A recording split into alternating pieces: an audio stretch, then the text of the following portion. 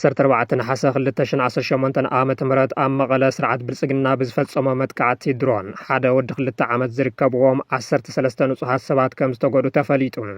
ካብቶም ጉዳት ዝወጽሖም ንጹሃት ሰባት እቶም 4 ኣሕዋት ከም ዝኾኑ ተሓቢሩ እቲ መጥቃዕቲ ድሮን ኣብ ክልተ ቦታታት ከም ዝተፈጸመ ተረጋጊጹ ስርዓት ብልጽግና መቐጸልታቲ ኣብ ዝተፈላለዩ ከባቢታት ትግራይ ክፍጽሞ ዝጸንሐ መጥቃዕቲ ድሮን ሎሚ 14 ነሓሰ ኣብ ማእከል ከተማ መቐለ መጥቃዕቲ ፈጺሞሎም ቢሮ ጉዳያት ኮሙኒኬሽን ትግራይ ኣብ ዝወጽአ ሓበሬታ ከም ዘመልከቶም እቲ ጄኖሳይደር ስርዓት ኣብ ከተማ መቐለ ኣብ ክልተ ቦታታት ደብዳብ ዘካየደ እንትትከውን እቲ ሓደ ኣብ ክፍለ ከተማ ሓወልቲ ጣብያ ሞሞና ቀጠና 27 ከባቢ እንዳ ማርያም ኣብ መንበር ኣባይቲ ዝተፈጸመ እዩ እቲ ኣብ ከባቢ መፈላለይ ዳዕሮን ሰራዋትን ረፋድ ሰዓት 5 ፈረቓን ዝተፈጸመ መጥቃዕቲ ድሮን ኣብ ልዕሊ ንጹሃት ሰባትን ንብረትን ጉድኣት ከም ዘብጽሐ መሳኽር ዓይኒ የመልክቱ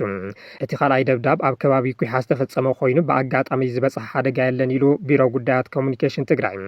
ኣብቲ ኣብ ከባቢ ዓዲ ሽምድሕን ዝተፈጸመ መጥቃዕቲ ኣብ ማእከል መንበር ኣባይቲ ስለ ዝኾነ ኣስታት 13 ሰባት ከም ዝተጎድኡ ኣባይቲ እውን ከም ዝዓነዩ ተፈሊጡ ኣብ ልዕሊ ዝጻወቱ ዝነበሩ ህጻናትን ኣዴታትን ጉድኣት ከም ዝበጽሐ ዝሕብሩ ፍልፍላት ካብቶም ጉድኣት ዝበጽሖም ሰባት ወዲ 2 ዓመት ህጻን ከም ዝርከቦም ሓቢሮም ሆስፒታል ዓይደር ግዳያት መጥቃዕቲ ድሮንን ኣየርን ጄኖሳይደር ኣብይ ኣሕመድ ዝኾኑ ወገናት ተቐቢሉ ሕክምናዊ ግልጋሎት ከም ዝህብ ዘሎ ብሰንኪቲ መጥቃዕቲ 13 ሰባት ጉድኣት በጽሕዎም ኣብ ክፍሊ ህጹጽ ሕክምና ከም ዝርከቡ ኣፍሊጡ ካብቶም በቲ ደብዳብ ጉድኣት ዝበጽሖም ህጻናት ካብ ሓደ ገዛ 4 ኣሕዋት ከም ዝርከብዎም ዝሕብሩ ነበርቲ እቲ ከባቢ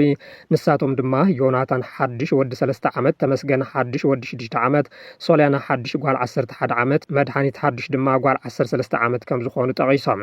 ብተወሳኺ ወለዲቶም ህጻናት ኣዶን ኣቦን ከምኡ ድማ እንሕጎም ብሓፈሻ ካብ ሓደ ስድራ 7 ሰባት መጉዳኣት ከም ዝወጽሖም ተሓቢሮሎም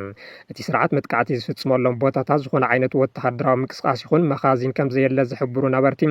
ኣብ ማእከል መንበሪ ኣባይቲ ዝወደቐ ቁምብላ ኣብ ልዕሊ ሰባት ካብ ዘውጽሖ ጉድኣት ብተወሳኺ ብርክት ዝበሉ ኣባይቲ ዕንዩ ይብሉ ስርዓት ብልጽግና ብተኸታታሊ ኣብ ትግራይ መጥቃዕቲ ድሮን እናፈጸመ ዝቐነየ ኮይኑ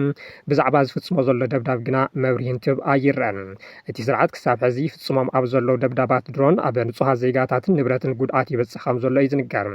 ቅድሚ ኢሉ ኣብ ዝፈጸሞም መጥቃዕትታት ኣብ ኣብያተ ትምህርቲ ሕርሻ ከምኡ እውን መንበሪ ኣባይቲ ጉድኣት ከም ዘብጽሐ ዝፍለጥ እዩ